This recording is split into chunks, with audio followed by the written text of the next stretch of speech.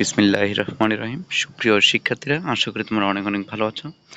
পঞ্চম শ্রেণীর গণিত দ্বিতীয় সাময়িক পরীক্ষা 2025 তোমাদের পরীক্ষাটি কেমন হবে সেটি নিয়ে আজকে আলোচনা করব। প্রথমত বলবো তোমরা পুরো ভিডিওটি মনোযোগ সহকারে দেখবে এবং তোমরা যদি আমাদের চ্যানেলে নতুন হয়ে থাকো তাহলে চ্যানেলটি সাবস্ক্রাইব করে বেল বাটনে ক্লিক করে রাখবে যেন আমাদের দেওয়া প্রত্যেকটি সাজেশন তোমাদের কাছে খুব সহজেই চলে যায়।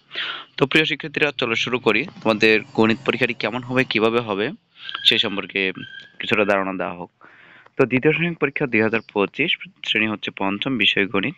তোমাদের পরীক্ষাটি হবে 2 ঘন্টা 30 মিনিট এবং পূর্ণমান থাকবে 100 নম্বরের পরীক্ষাটি হবে। তো এখানে দেখতে পাচ্ছ আমি সঠিক উত্তরগুলো নির্বাচন করতে পারছি এবং আমি পাশে কিন্তু সেগুলো উত্তরগুলো দিয়ে দিয়েছি যে কোনটা কত হবে। এখানে যে ওয়ান, এখানে এটা দেখতে পাচ্ছ, এটা হচ্ছে ভাগের চিহ্ন। তাহলে 1/2 যোগ 1/4 সমান এখানে উত্তরগুলো তোমরা বসিয়ে নিবে। এখানে উত্তরটা হবে 3/4। তো এরকম করে এখানে যে সঠিক উত্তরগুলো তোমরা দেখতে পাচ্ছ, সঠিক উত্তরগুলো এখানে পাশে আমি উত্তর দিয়ে দিয়েছি।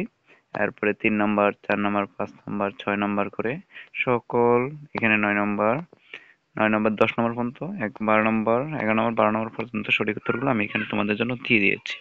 তো এগুলো তোমরা উত্তরগুলো মিলিয়ে নেবে প্রিয় শিক্ষার্থীরা। সঠিক উত্তরগুলো এগুলো হবে, যেখানে সাপোজ যদি বলা হয় যে 40 এর 50% কত, তাহলে 40 আর 50% হচ্ছে 20। হ্যাঁ, এগুলো তোমরা যদি অঙ্ক মোটামুটি করে থাকো তাহলে অঙ্কের উপর নির্ভর করে মূলত এগুলো টুকটাক কাজ করতে হয়।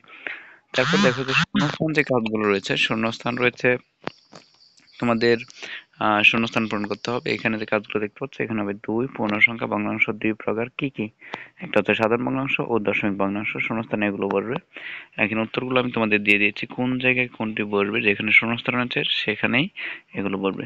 তো প্রিয় শিক্ষার্থীরা, আশা করি তোমরা বুঝতে পারছো। যদি না বুঝে থাকো অবশ্যই আমাদের এখানে কমেন্ট সেকশন রয়েছে, সেখানে যোগাযোগ করো, বা হোয়াটসঅ্যাপ লিঙ্ক রয়েছে সেখানে তোমরা যোগাযোগ করতে পারো। তো প্রিয় শিক্ষার্থীরা, বলবো তোমরা ভালোভাবে গুরুত্ব সহকারে একটু বাসায় মনোযোগ দিয়ে পড়বে, তাহলে পরীক্ষাটি ভালোভাবে দিতে পারবে বা তোমাদের বলা যায় তোমাদের পরীক্ষাটি ভালো হবে।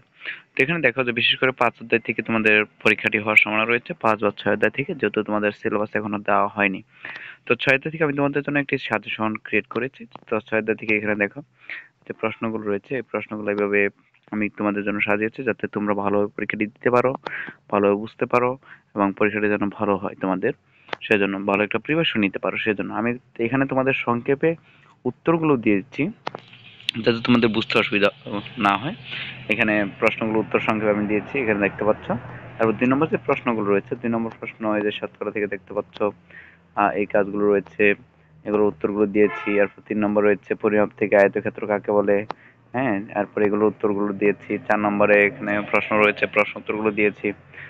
এরপর রয়েছে 5 নম্বর জ্যামিতি থেকে জ্যামিতিগুলো কেমন আসবে, এই যে এরকম আসার সম্ভাবনা রয়েছে।